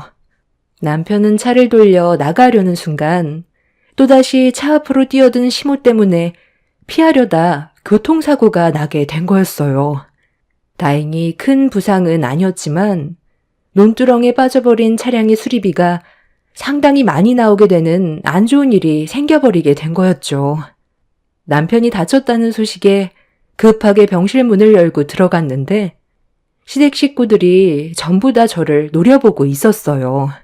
이 모든 상황들이 저로 인해 시작된 거라고 생각을 하는 듯 보였습니다. 네가 그 난리만 안 치고 갔어도 이런 일은 없었지. 내 아들이 너랑 풀지 않으면 평생 얼굴 안 보겠다며 나를 꺾으려 드는데 내 기분이 얼마나 안 좋았는지 아니? 내가 먼저 손을 내밀지 않겠다고 하니까 더 이상 할 말이 없다면서 집 밖으로 뛰쳐나가더라. 너 때문에 내 아들과 영 끊고 싶지 않아 차를 가로막다가 이런 사고가 나게 된 거잖아. 그럼 이 모든 상황이 누구 때문에 벌어진 거겠어? 싫은 소리 들어도 그냥 한 귀로 흘려보내고 그 입만 다물고 있었으면 내 아들이 병원에 입원하지도 않았을 거다. 정강이뼈에 금까지 갔단다. 이제 어쩔 거야? 깁스까지 해서 한동안 정상적인 생활도 힘들 텐데 너만 행동을 똑바로 했으면 우리 아들 이렇게까지 안 됐어. 사돈은 쓸데없이 지금 나이에 재혼을 한다고 해서 왜 남들한테 피해를 주는 건데? 말은 똑바로 해야죠. 우리 엄마가 어머님한테 무슨 피해를 줬는데요? 재혼한다는 말을 듣고선 다 늙어서 추태라고 먼저 말실수를 해놓고 왜 우리 엄마 탓을 하는 건데요? 처음부터 어머님이 그 입만 조심했다면 이 사람 이렇게까지 다칠 일도 없었고 상처받을 상황 만들어지지도 않았어요. 누굴 탓하기 전에 어머님 행동부터 뒤돌아보세요. 저 이 사람 병간호 해줘야 되니까 이제 그만 나가주세요. 왜 생각 없이 차를 가로막아서 이 사단을 만들어요? 시댁 식구들은 저를 노려보면서 며느리 하나 잘못 들어와서 집안이 무너져 내리고 있다며 흥분을 하기 시작했어요. 신우의 막말에 시부는 제가 무조건 잘못을 했다고 시모의 편을 들어주고 있었는데 시모의 생각 없는 행동으로 벌어진 일까지 전부 다 제 탓으로 돌리는 무개념 시댁 식구들 때문에 더는 참을 수가 없어 병실이 떠나갈 정도로 나가라며 소리를 질러 버렸어요. 시모는 어디서 큰 소리냐고 제 머리채를 잡으려고 달려들 준비를 하고 있었는데 그 모습을 아무 말 없이 지켜보던 남편이 시댁 식구들에게 고함을 지르면서 당장 나가라고 화를 내자 분노한 모습에 움찔거리던 시모는 더 이상 아무 말 하지 않고 병실을 나갔습니다. 시모는 저에게 나중에 따로 얼굴 좀 보자며 인상을 쓰면서 시부와 신우를 불렀어요. 남편은 한숨을 쉬면서 자기 가족들 때문에 스트레스 받아 숨이 막힌다면서 화를 가라앉히지 못하고 있었어요. 시댁 식구들과 계속 관계를 지속하다 보면 남편은 화병이 날 것 같다고 손바닥으로 자기 가슴을 내려치는데 그 모습을 바라보고 있던 저는 더 이상 얼굴 안 보고 지내는 게 좋을 것 같다고 힘들어하는 남편을 진정시켜 주었습니다. 저 대신 많은 노력을 해준 남편이 더는 상처를 받지 않길 바랐었고 그날 이후 시댁 식구들과는 어떠한 관계도 만들어가지 않았습니다. 정말 큰 결심을 했던 게 이사를 하고 전화번호까지 전부 다 싹 바꿔버렸었죠. 그렇게 한동안 조용하게 지내면서 마음의 안정을 되찾았고 더 이상의 안 좋은 일은 일어나지 않길 바라고 있었는데 얼마 뒤 엄마의 재혼식장에서 엄청난 문제가 터져 버렸습니다. 엄마의 재혼식이 시작되기 5분 전에 안내방송이 나오면서 많은 하객분들이 자리에 앉았고 식을 진행하기 위해 바쁘게 준비가 되어가고 있었는데 식장에 초대도 받지 않았던 시댁 식구들이 몰려왔어요. 그런데 제 앞으로 몰려오고 있던 시댁 식구들의 모습이 저를 경악하게 만들었고 말도 안 되는 행동을 보이자 남편도 당황했는지 목발을 집은 상태로 급하게 시댁 식구들을 가로막았어요. 지금 여기가 어디라고 찾아온 거예요? 당장 돌아가세요. 초대받지도 않았는데 무작정 밀고 들어오면 어쩌자는 거냐고요? 그리고 여기가 어딘 줄 모르는 거예요? 다들 옷차림이 그게 뭐야? 격식을 차려야 하는 곳에서 개념 없이 왜 운동복 차림으로 온 건데? 제 얼굴에 먹칠하고 싶어서 이런 식으로 행동하는 거예요? 저를 이 지경으로 만들어 놓은 것도 모자라 이제는 아예 얼굴도 못 들고 다니게 만들려고요? 저 더 이상 화나게 하지 마요. 당장 돌아가라고요. 너는 아버지 어머니가 이런 식으로 행동을 하면 뜯어 말려야지. 똑같이 행동하면 어쩌자는 거야? 분명 경고하는데 나 더 이상 화나게 만들지 말라고 분명히 얘기했어. 너희들이 먼저 시작해놓고 왜 우리 탓을 하는 거야? 말도 없이 전화번호까지 바꿔버리더니 아예 이사까지 가버렸더라. 그런 식으로 행동하면 내가 너희들이 어디에 있는지 모를 것 같니? 백날 이사하고 도망 다녀봐라. 그래봤자 한국 땅에서 어딜 갈 수 있겠어? 이민 가지 않는 이상 너희들이 영 끊고 지낼 수 있는 곳은 아무 데도 없다. 사돈이 재혼한다는데 우리가 안 오면 되겠어? 와서 끼니라도 때우고 가야 속 편하지. 참석 안 하고 지나가면 찝찝하잖아. 그래서 운동복 차림으로 우리 엄마 재혼식에 온 거예요. 식사만 하려고 왔더라도 옷은 갖춰 입고 왔어야죠. 어머님은 빨간색 운동복이고 아버님은 형광색 운동복에 아가씨는 지금 여기에 에어로빅 하러 온 거예요? 그냥 아예 벗고 다니지 그래. 이대로는 절대로 출입 못하니까 고집 부리지 말고 돌아가세요. 왜? 내가 이런 옷으로 입고 와서 창피하니? 축의금 주면 되잖아. 얼마 주면 되냐? 한식 뷔페니까 3,000원만 줘도 되지? 우리 가족 셋이니까 얘딱 9,000원. 네 엄만 다 늙어서 이게 무슨 추태라니? 남들 보기 너무 창피하다. 뭐해? 9,000원 받으라니까. 배고파서 지금 현기증까지 난다. 빨리 비켜봐. 시댁 식구들의 막 나가는 행동에 남편은 정말 화가 머리끝까지 올라왔는지 한쪽 손을 제 어깨 위로 올리고 나머지 한쪽 손에 들고 있던 목발을 시댁 식구들을 향해 사정없이 내둘러 버렸어요. 상식 이하의 행동을 보인 시댁 식구들 때문에 이성을 잃어버려 남편은 제가 말릴 수 있는 한계치를 넘어버린 상태였고 식장이 난리가 나자 식 준비를 위해 대기하고 있던 엄마와 새아빠가 로비로 급하게 달려왔어요. 하객들까지 우르르 몰려와 난리치고 있는 남편을 보며 경악을 하고 있었는데 제 옆으로 다가온 새아빠가 저에게 무슨 일 때문에 그러냐고 물어보는 순간 새아빠의 안색이 상당히 안 좋아지더니 일그러진 얼굴로 시댁 식구들을 노려보고 있었습니다. 남편과 운동복 차림으로 몸싸움을 벌이고 있던 시댁 식구들 앞으로 다가간 새아빠가 첫마디를 내뱉는 순간 시댁 식구들의 행동이 멈췄고 새아빠를 바라본 시댁 식구들의 얼굴빛이 점점 하얗게 질려버리더니 뒷걸음질을 치기 시작했어요. 그리고 저희 부부가 몰랐던 엄청난 일들이 펼쳐지게 되었습니다. 남편도 새아빠의 말을 듣자마자 경악을 하면서 입을 다물지 못할 정도로 충격을 받아 비틀거리기까지 했어요. 세상에? 나 누군 줄 알죠? 내가 그동안 그쪽들 때문에 얼마나 마음고생이 심했는지 알아?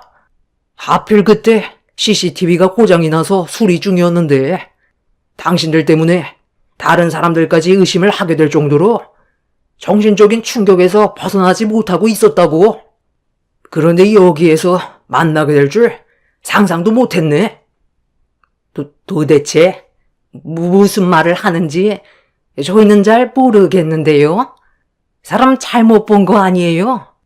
여보, 오늘은 그냥 돌아가요. 사돈은 이상한 정신병자랑 결혼했나 보구만. 잠깐만요. 저희 새아빠가 이렇게까지 힘들어하시는 걸 보면 분명 무슨 이유가 있었겠죠.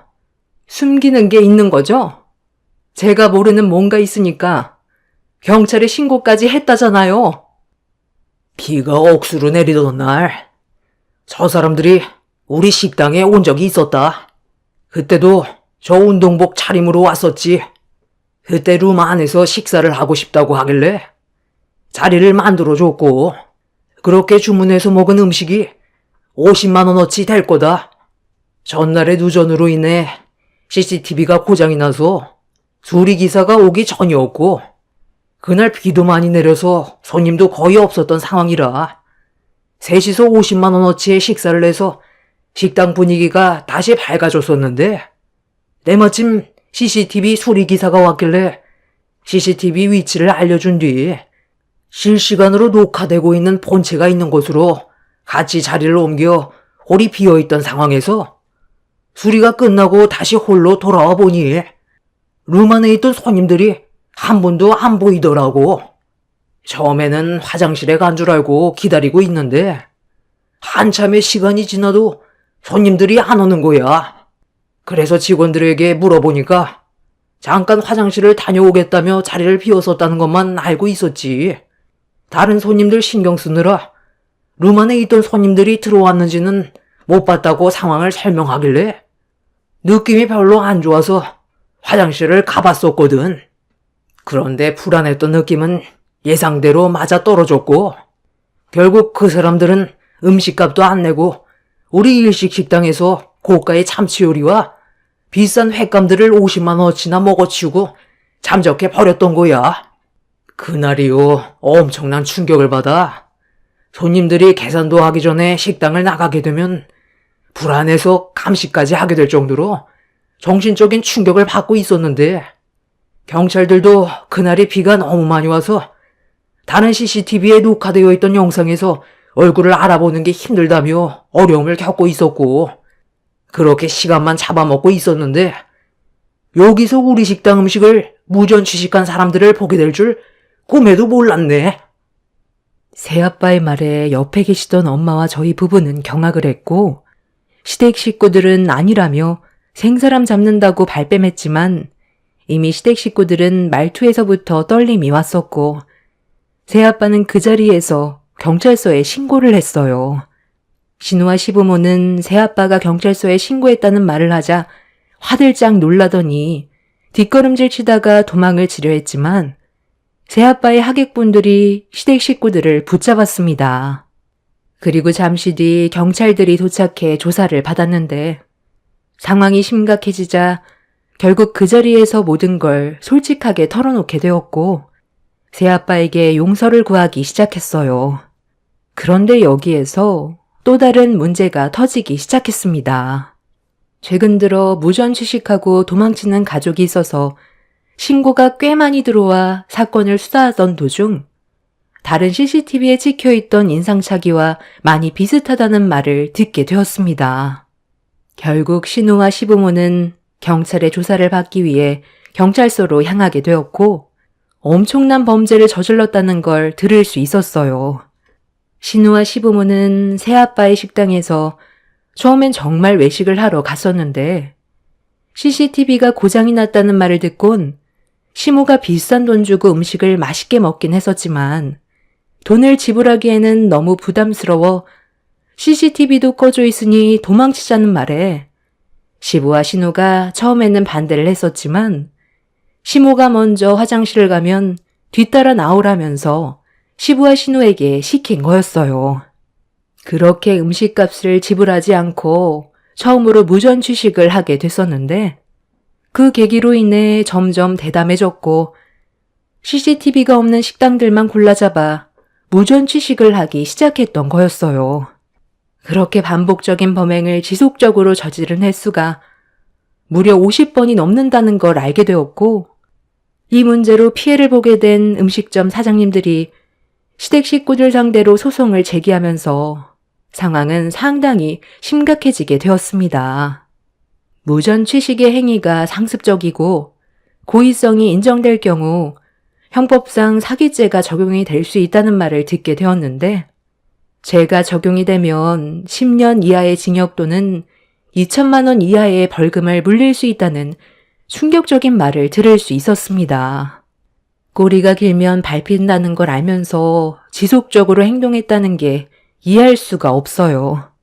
시댁 식구들이 못 사는 것도 아니고 신우는 결혼까지 해서 애까지 낳아 키우고 있으면서 무슨 이유 때문에 무전 취식을 했는지 이해할 수 없어 남편이 왜 그런 행동을 했냐고 물어보니까 음식값이 아까운 것보단 몰래 빠져나왔을 때 걸리지 않았던 그 순간의 스릴을 즐기려고 범행을 반복적으로 저질렀다는 말을 듣게 되었네요. 결국 이 문제로 인해 피해를 봤던 여러 식당 사장님들은 무거운 처벌을 원하고 있는 중입니다. 시댁 식구들은 음식값을 전부 지불하겠다고 했지만 피해를 봤던 사장님들이 한뜻을 모아 신우와 시부모가 강력하게 처벌을 받길 원하고 있어요.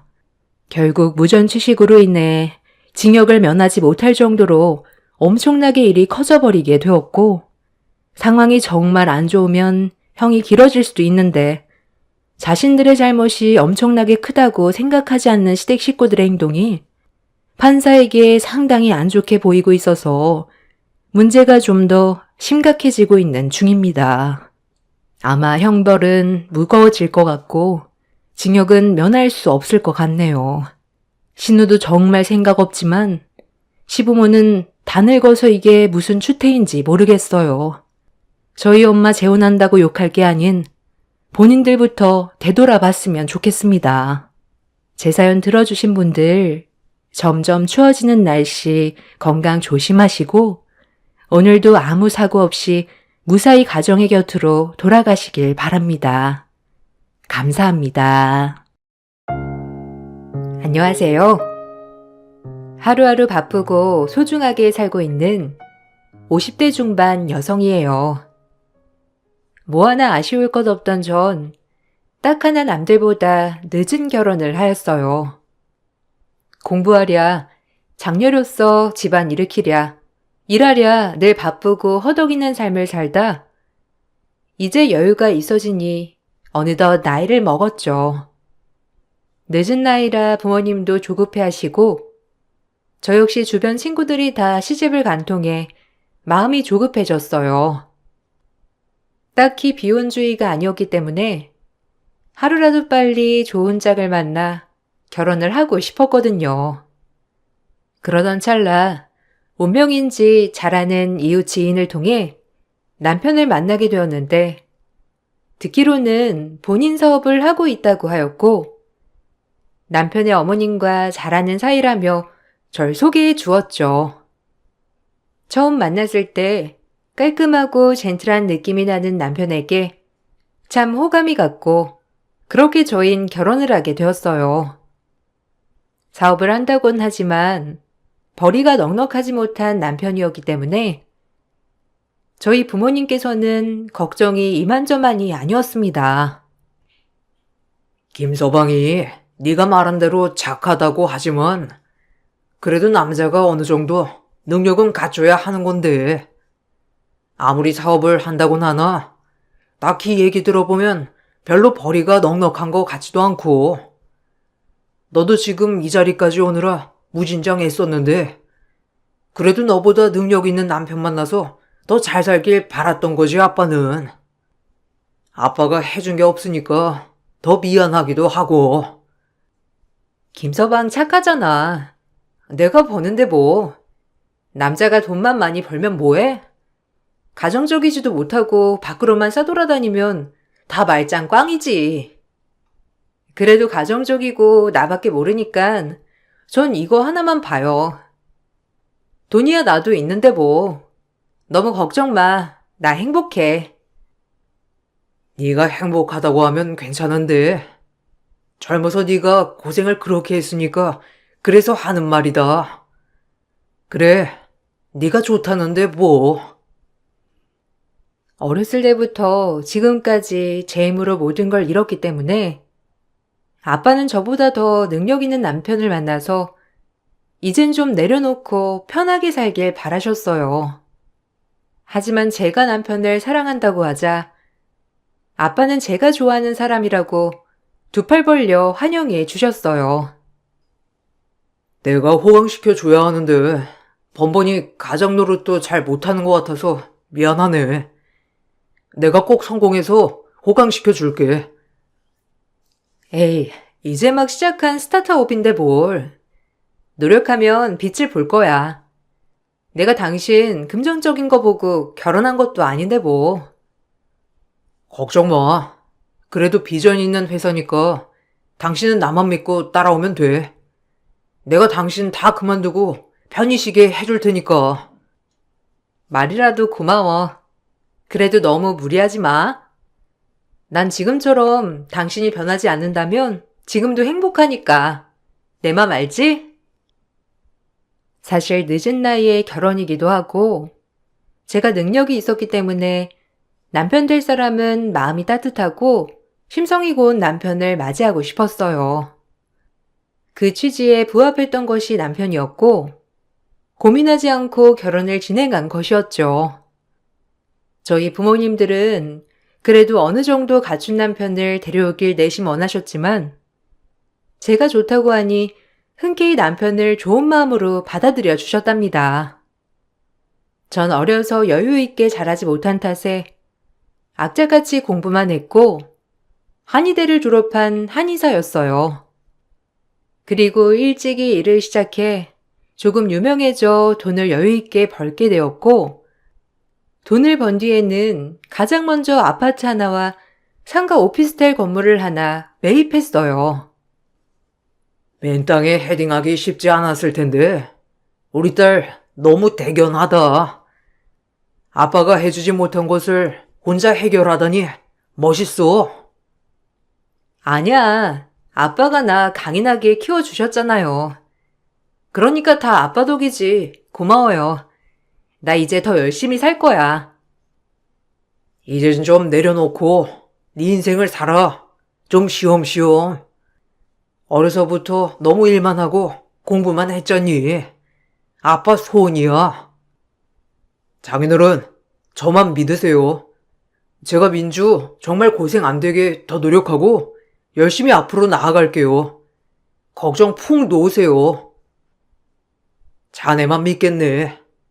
자네도 고생 많이 했다고 들었는데 서로 도움이 되면서 위로하고 잘 살아가. 난 그거면 되니까.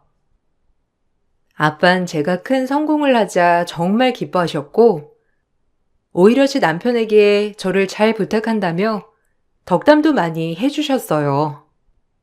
그리고 전 아래층엔 제 한의원을 개원하였고 위에 오피스텔은 젊은 사람들 세를 주었죠. 한의원 수입이 아니어도 임대인 월세만으로도 충분히 남편과 먹고 살 만한 수준이었기 때문에 오히려 남편의 벌이가 많지 않았어도 딱히 불만이 있거나 하진 않았어요. 시어머니는 능력이 있는 저를 만난 남편을 아주 뿌듯해 하셨고 저 역시도 시어머니가 많이 좋아해 주시니 내심 뿌듯하였어요. 아유, 우리 며느리가 건물주일 줄 누가 알았어? 우리 아들이 여복은 있다니까. 너도 우리 아들처럼 착한 아들 만난 게 다행이지? 요즘 능력 있어도 죄다 밖으로만 도는 인간들이 얼마나 많니? 이래서 짝을 잘 만나야 해. 우리 아들 며느리는 찰떡궁합이야. 어머님이 그렇게 생각해 주셔서 정말 감사해요. 어머님이 좋게 말씀해 주신 것처럼 명훈 씨랑 잘 살아볼게요. 걱정 놓으세요. 어쩜 넌 많이 배워서 그런지 말도 참 조리 있게 잘한다. 역시 이래서 배운 며느리를 들여야 한다는 말이 아주 딱 맞아. 그리고 늙어서 남편이랑 백년 해로하는 게 제일 복이야. 명훈이가 지금은 너보다 조금은 능력이 부족하지만 늙으면 아마 네 친구들이 너를 제일 부러워할걸? 명훈이가 너를 얼마나 떠받들고 살겠니? 안 봐도 훤하다 훤해. 저렇게 자상한데. 맞아요. 제가 명훈 씨 그거 하나만 보고 결혼했죠. 자상하고 따뜻한 거. 어머님이 그렇게 키워주셨잖아요. 감사해요.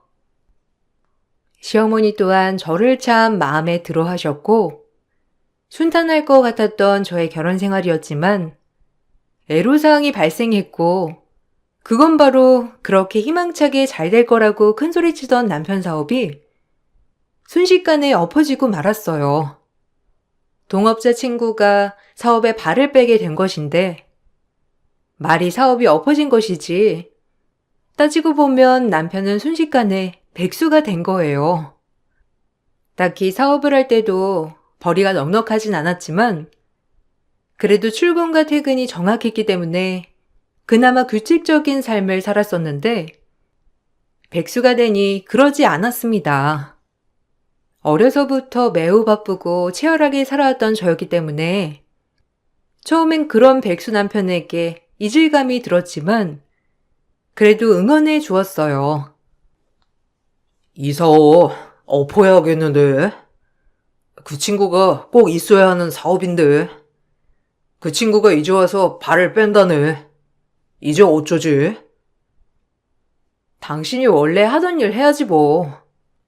그때까진 쉬면서 재충전하는 시간 좀 가져. 그래도 사업 구상하느라 머리도 아프고 많이 지쳐 있을 텐데. 나름 리프레시 한다고 생각하면 되지. 난 괜찮으니까 이 기회에 좀 쉬는 것도 괜찮은 것 같아. 어때? 나 여보, 그렇게 말해주면 너무 고맙지. 가장이 돼가지고 집에만 있으려니 미안하긴 한데. 그래도 좀 쉬어야겠어. 남편에게 전 조금이라도 쉬는 시간을 가지라고 했고, 그것이 길어졌어요. 그래도 벌이가 넉넉한 편이었기 때문에 생활은 괜찮았지만, 남자가 너무 집에서 허송세월을 보내는 것 같아 전 제 건물 관리인을 해달라고 부탁을 하였죠. 건물 관리라도 하면서 시간을 보내는 게 남편한테도 더 좋을 것 같았고, 저 역시도 굳이 관리자를 쓰지 않아도 되니까 일석이조라는 생각이 들었어요. 그리고 사지가 멀쩡하면 무엇이든 해야 한다는 주의였기 때문에 취업을 하지 않는 남편에게 일감을 준 거나 마찬가지예요. 이대로 집에 있는 것보다 자기 우리 건물 관리 맡아서 해볼래? 차라리 그게 나을 것 같은데. 자기도 너무 집에만 있으니까 좀 찌뿌둥하잖아. 마침 관리인 아저씨가 그만두셔서 자기가 대신 맡아서 해주는 게 좋을 것 같아. 자기도 수익이 생길 겸. 아, 그럴까? 하긴, 나도 이제 나이가 있어서 원래 했던 일 찾는 것도 쉽지가 않더라고. 사업을 하자니 자금이 딸리고, 마침 고민하고 있었는데, 당신이 이런 제안 해주니까 너무 고맙다. 내가 부족하지만 건물 관리 한번 잘해볼게. 믿어줘. 내가 고맙지. 흔쾌히 허락해줘서.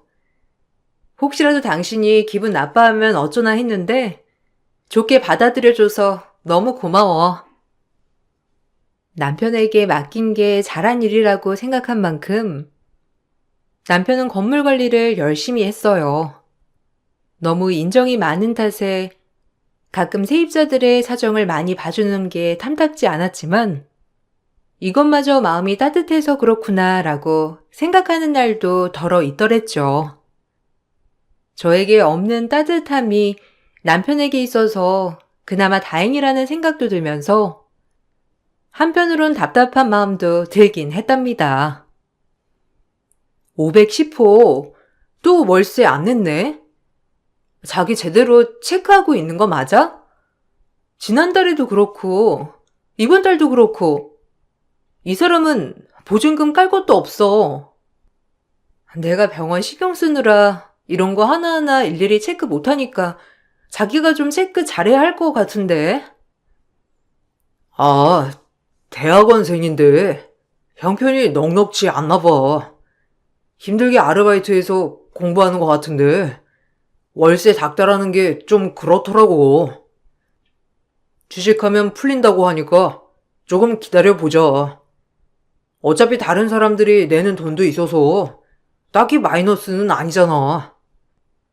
그래도 그건 아니지. 평균보다 비싼 오피스텔에 살면서 여유가 없다고 돈이 없다는 건 좀 그런데? 그런 본인의 수준에 맞춰서 이사 가야 하는 게 맞다고 생각해 나는. 뭐 사정이 딱하지만 어쩌겠어. 한두 번 봐주기 시작하면 사정 없는 사람도 없을 거고. 내가 따끔히 얘기할게. 아무래도 자기는 마음이 너무 약해서 이런 거 말 잘 못하니까. 알겠지? 에이, 그럴 거 뭐 있어. 내가 관리인인데 그냥 내가 얘기할게. 자기 병원 일만 신경 쓰는 것도 바쁘잖아. 내가 다 알아서 할게. 일하는 부분에 있어서 마음 약한 남편이 답답한 부분이 없지 않아 있었지만 그래도 제가 좋아하는 면이 인간적인 면이었기 때문에 역시 인간성 하나는 타고났구나 싶었어요. 그리고 남편에게 건물 관리를 맡겼으니 남편만 믿었습니다. 하지만 한참 뒤 오랜만에 통장 정리를 하러 은행에 들렀을 때 생각보다 금액이 많이 비어있는 사실을 알았고 남편에게 모르니 착한 남편은 답답하게도 세입자에게 돈을 꺼준 거예요. 없이 사는 게 안타까워서 꺼줬다고 하는 남편이 사실 어이가 없었어요. 오늘 통장 정리를 하러 갔는데 금액이 많이 비더라고. 혹시 자기 뭐 돈 쓸 데 있었어? 괜찮으니까 얘기해봐. 아, 그게 사실 그 세입자 부모님이 갑작스럽게 아프다고 하시는데 병원비가 없대잖아. 근데 그 말을 들으니까 불우이웃도 돕는다는데 내가 어떻게 모른 척 하겠어. 우리는 당장 여유가 있으니까 거기서 돈을 좀 빼서 꺼줬어.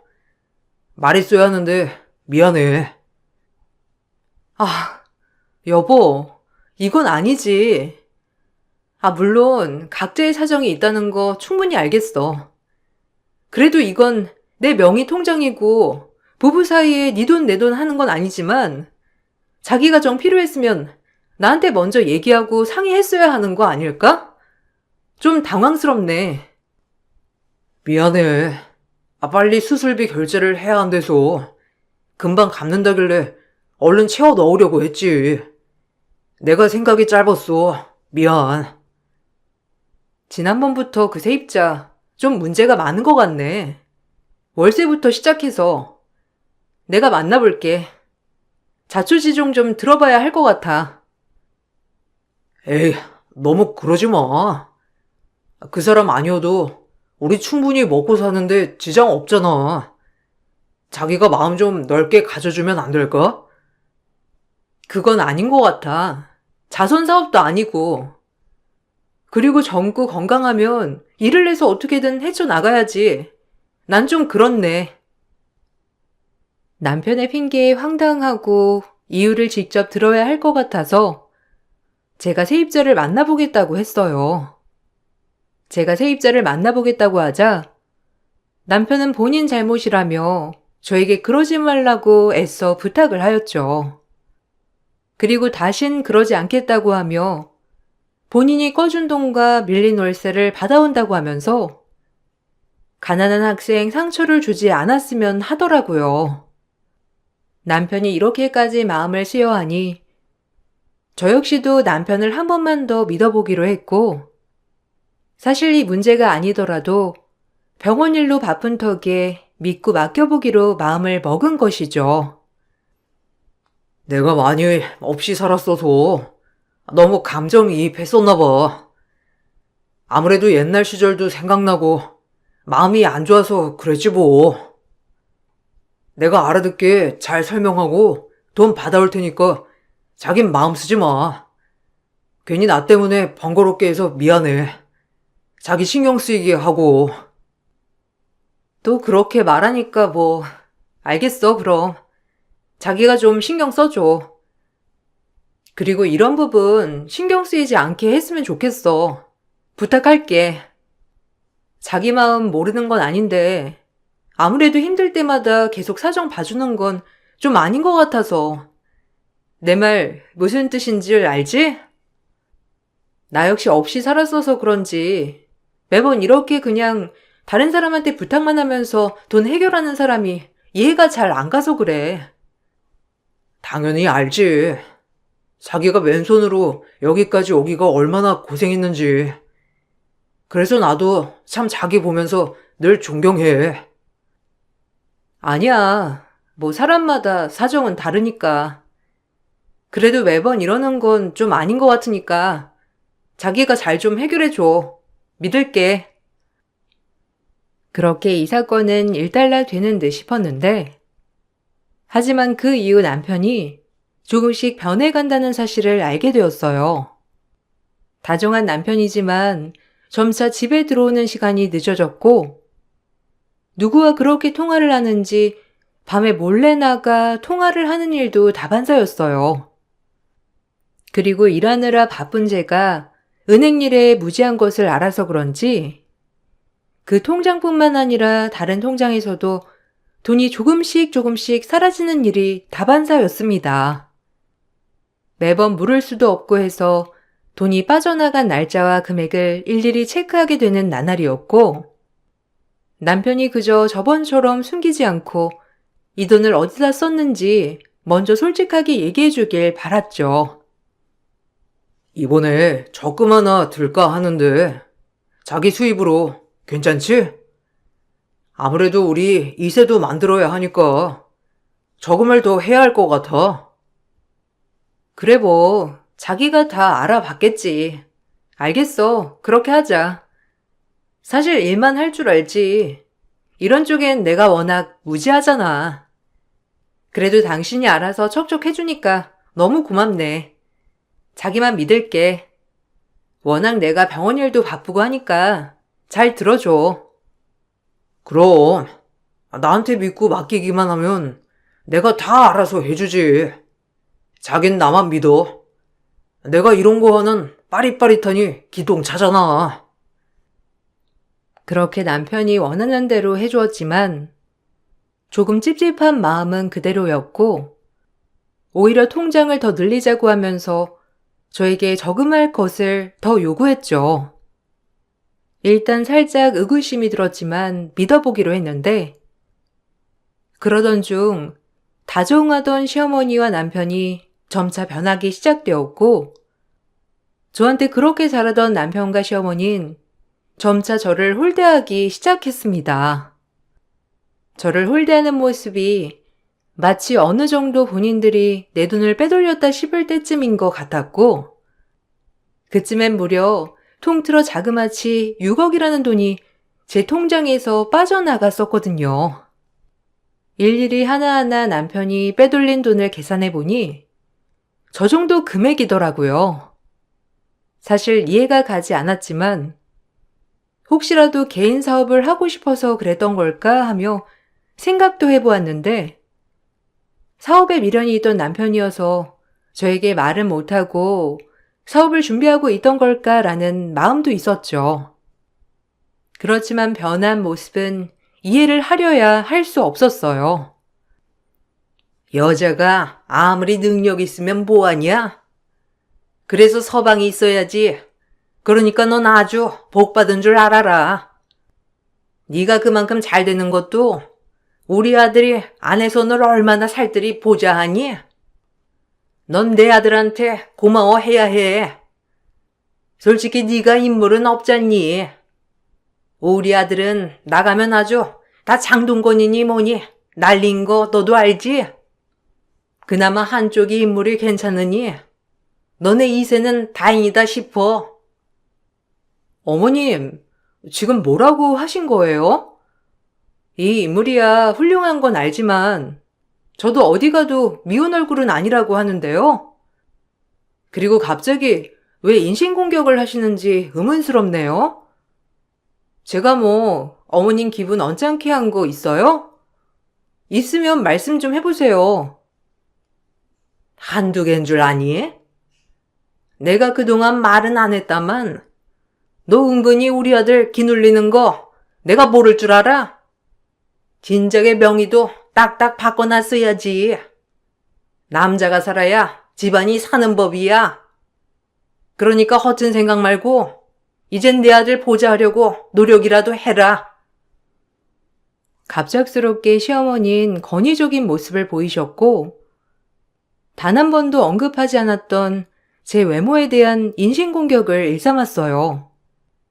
너무 당황스러웠고 매일 좋은 시어머니 코스프레를 하시다 갑자기 태도를 돌변하니 답답할 지경이었지만 남편 또한 시어머니와 마찬가지로 사람이 이럴 수 있나 싶게 태도가 돌변하였기 때문에 저를 더 당황스럽게 하는 건 매한가지였어요. 어머님이 갑자기 나한테 뭐가 화나셨나? 말투며 행동이며 예전 같지 않은데 당신 뭐 아는 거라도 있어? 네가 돈 번다고 밖으로만 놔두니까 엄마도 당연히 화나지. 며느리면 며느리다운 행동을 했어야지. 맨날 일한다 어쩐다. 엄마가 널 예뻐하겠니? 예쁨도 자기 할 탓이래. 그러니까 네가 잘하려고 해봐. 엄마가 어디 그렇게 행동하나? 나 일하는 거 한두 번도 아니고 결혼 전에도 알고 있었잖아. 그리고 언제는 이렇게 나가서 일하는 거 보기 좋다고 하셨으면서 갑자기 왜 저러시는 거지? 아니, 당신은 또 왜 그래? 말투도 차갑고 내가 어머님이랑 당신한테 뭐 잘못한 거야? 네가 나 무시했던 게 이제 폭발한 거지. 솔직히 내가 건물 관리자가 말이 되냐? 니네 병원 사람들이 날 뭐라고 생각하겠어? 내가 말은 안 했는데 차라리 병원 이사 자리 이런 거 줘야지. 내가 건물 관리하러 다니면서 니네 직원들 보기 얼마나 창피했는 줄 알아? 그냥 지금 이런 게 다 터진 거니까 그런 줄 알아. 생각하면 할수록 어이없고 열받으니까. 뭐? 당신 웃긴다. 고맙다며. 그리고 말이 나왔으니 하는 말인데 그럼 지금까지 놀 생각이었다는 거야? 병원 이사가 왜 필요해? 개인 한의원에서. 진짜 웃긴다. 내가 알던 남편 맞나 싶어. 어머님이랑 당신이랑 뭐 잘못 먹었니? 그러지 않고서야. 그동안 너한테 기눌려 산 게 억울하니까 그렇지. 생각해보면 별로 나랑 다를 것도 없는 사람인데 내가 괜히 기눌렸었어. 오히려 제가 본인 길을 꺾었다며 그동안 쌓아왔던 모든 것들을 얘기하기 시작했고 이제 와서 얘기를 들으니 뒤통수가 찌릿하면서 어찌해야 하나 싶으면서 별별 생각이 다 들었어요. 하지만 이것은 시작에 불과했는데 남편과 그 일이 있고 나서 대면대면하고 지낼 때쯤 한의원에 별 이상한 환자가 방문했어요. 처음 보는 여자였고 만삭배를 하고 한의원의 중개사 아주머니가 들어와 원장을 꼭 만나보고 싶다며 데스크에 얘기했죠. 그날따라 환자가 없기도 해서 들여보내라고 직원한테 얘기를 했습니다. 어머, 어떻게 오셨어요? 뭐 하실 말씀이나 따로 진료보실 내용이라도 있으신가요? 임산부에 걸맞은 한약도 있긴 해요. 저 모르세요? 저 510호 세입자예요. 오빠가 얼굴 싹 뜯어 고쳐줬는데 알아보지 못하시나 보다. 장윤수 여자친구예요. 오빠가 갖고 있는 이 집 내놨어요. 그러니까 얼른 몸만 나가주실래요? 저 오빠랑 새 출발하기로 했거든요. 우리 아이와 함께. 그나저나 한의원의 오빠는 안 보이네요. 진료 보느라 오늘 바쁘다더니. 같이 얘기하면 좋았을걸. 제가 성급하긴 했네요. 누구요? 장현수? 장현수 여자친구라고 했어요? 뭐 잘못 먹거나 지금 오해하고 있는 것 같은데 장현수 맞아요? 놀랐어요? 우리 오빠 장현수요. 뭐 이해가진 않겠죠. 소송 걸려면 걸어요. 우리 돈 많은 오빠가 위자료 주면 되니까. 한의사 남편애라며 자신만만하게 중개사와 들이닥친 만상녀는 다름 아닌 제 건물 510호 세입자였고 그동안 월세를 받지 않은 것도 많은 돈을 꺼줬다고 한 것도 모두 이 여자에게 들어간 돈이었고 심지어는 이 한의원도 본인 거라고 한의사 행세까지 해가면서 말이죠. 제가 갖고 있는 아파트의 팜플렛을 들고 와서 이 집 내놨으며 얼른 이 집에서 나가라고 하는 게 가소롭지 않았고 그동안 남편이 저 몰래 빼돌린 돈을 여기다 쓰고 있었구나 싶은 게 웃음이 나면서 괘씸했어요. 난 그것도 모르고 혹시라도 개인 사업을 준비하는 중인가 하는 마음으로 이해해 보려 했던 제 자신이 우습고 어리석었어요. 네 남자친구가 이름이 장현수라니? 장현수는 난데? 그리고 의사면허증도 그리고 그 집도 다 내 거야. 몰랐니? 거짓말? 현수 오빠가 왜 본인 이름까지 속여가며 날 만났겠어? 내가 집 나가라고 하니까 갑자기 헷가닥 도셨어요? 무슨 본인이 장현수라는 거야?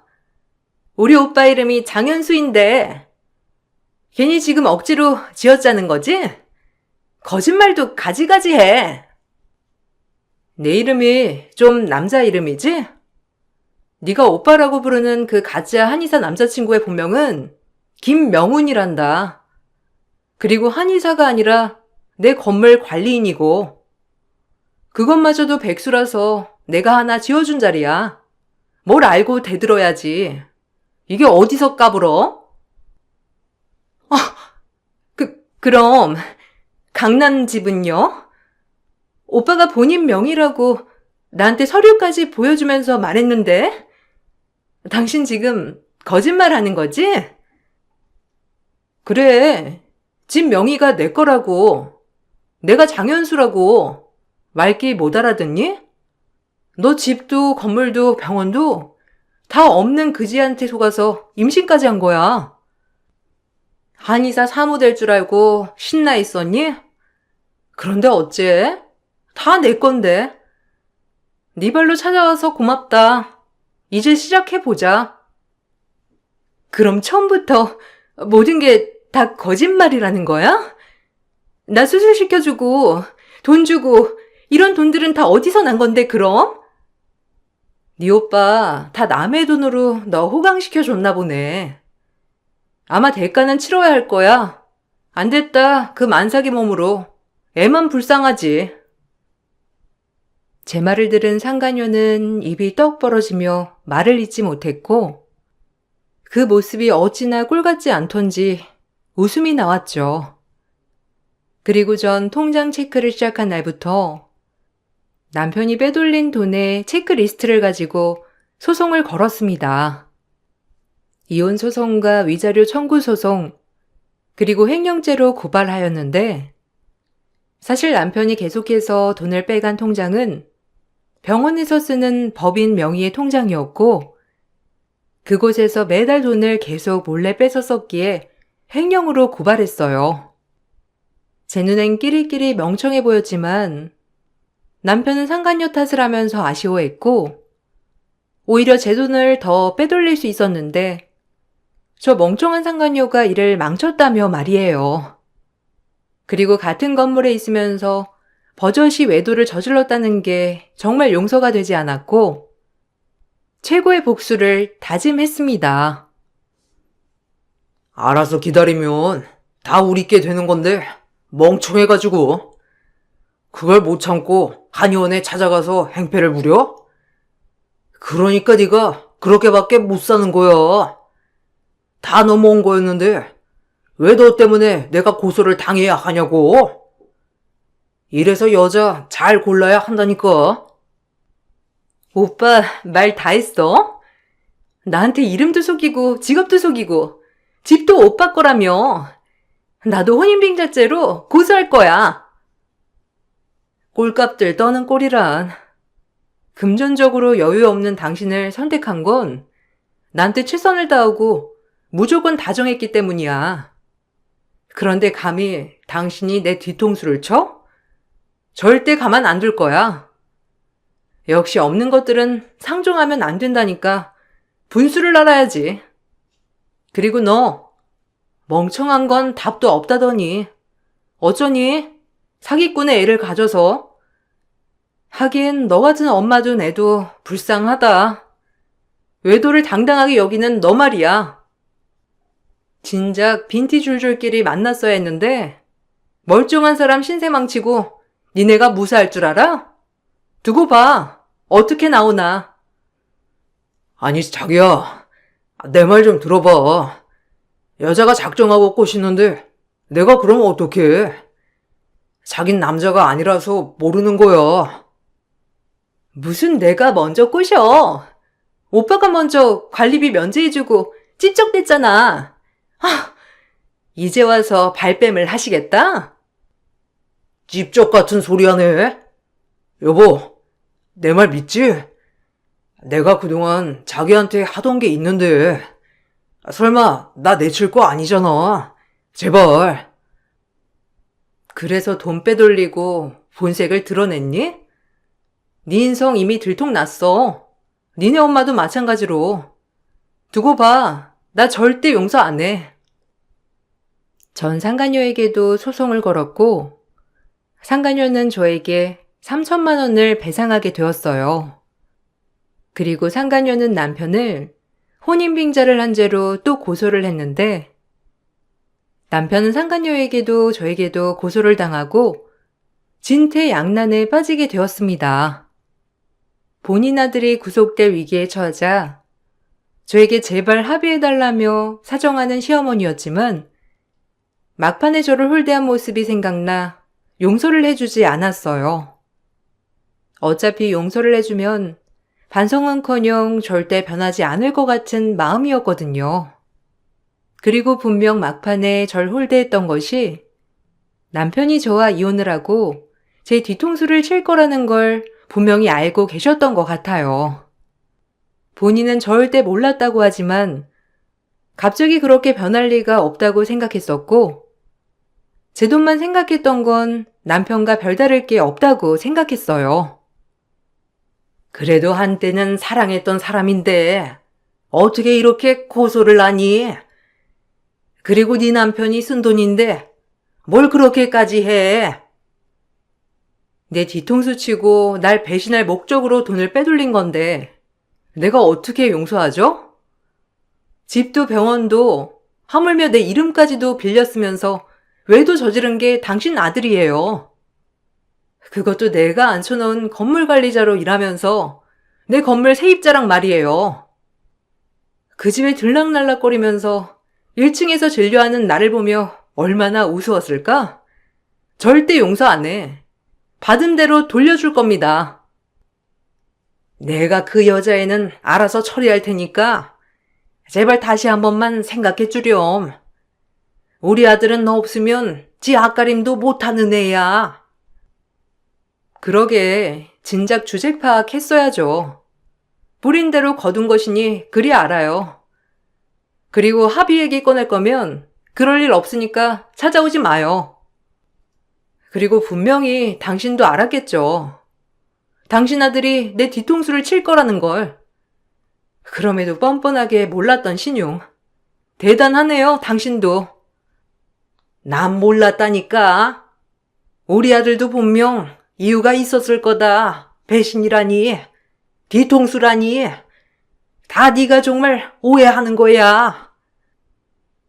몰랐으면 몰랐던 대로 벌 받으세요, 그냥. 뭘 말이 많아요. 그런 아들 낳은 것도 당신 죄려니 생각해요, 그럼. 절대 용서 못하니까. 전 이 말을 끝으로 전화번호도 바꾸고 시댁을 원천 차단했어요.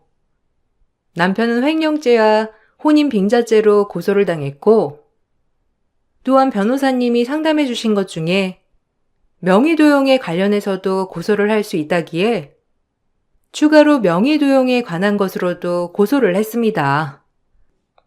결국 남편은 징역형을 살게 되었고, 상간녀는 이미 만삭의 몸이었기에 홀로 사기꾼의 아이를 낳아 키우게 되었어요. 시어머니는 끝까지 그 상간녀의 아이를 받아주지 않아 결국 상간녀 혼자 아이를 도맡아 키우게 되었답니다. 남의 것을 탐하고 도덕적이지 못한 인간의 최후라고 생각해요. 지금 생각해보면 애초에 내가 아닌 그 사람들이 진정한 짝꿍이었다는 생각도 해봅니다. 비양심적인 것이 그렇게 똑같을 수 없으니까요. 아이는 죄가 없지만 부모를 잘못 만나게 되었으니 안타까웠어요. 당신이 도맡아 키우란 말이야. 당신 핏줄이잖아요. 내가 왜 사기꾼의 아이를 키워야 해? 아, 내 인생 돌려줘. 난 그런 애 모른다. 어디 외도녀 몸에서 나온 아이를 나보고 키워달래? 내 아들 깜빵 간 것도 서러워 죽겠는데. 너만 아니었으면 우리 아들이 외도를 저질렀겠어? 이게 다 너 때문이라고. 하필이면 만나도 급 떨어진 애를 만나가지고. 그렇게 잘 나가는 한의원 부인 내버려두고 왜 저런 모질이를. 아유, 못 살아. 너 내 눈에 띄면 가만 안 둘 줄 알아. 알겠니? 당신이나 내 눈에 띄지 마. 아들 교육 그따위로 시켜서 뭘 말이 많아. 하여간 그 애미의 그 아들이라니까. 아우, 억울해. 법원 앞에서 상간녀와 시어머니는 머리만 안 잡았지 서로 멱살까지 잡아가며 다투었어요. 혼자 보기가 아까워서 동영상 촬영을 하고 싶었지만 참았답니다. 그로부터 전 이혼 후 당당히 새 삶을 살고 있어요. 돌이켜 생각해보니 이게 제 운명이려니 받아들이고 현재를 위해 최선을 다해 산답니다. 한번 남자한테 대어서 그런지 남자라면 신물이 나고요. 그냥 지금 제 일을 하면서 아픈 환자들 돌보는 게 제 낙이에요. 그리고 가까운 곳에 행복이 있다는 것도 뼈저리게 느끼게 되었고 나름 현명하다고 생각했는데 이렇게 뒤통수를 맞으니 제가 겪은 일이지만 아직도 참 믿어지지가 않아요. 그러니 여러분들도 언제나 간과하지 마세요. 작정하고 속이면 피해자는 생기게 마련이니까요. 그럼 이만 제 이야기를 마쳐보려 합니다. 일교차가 심한 요즘 감기 조심하시고 좋은 하루 보내세요.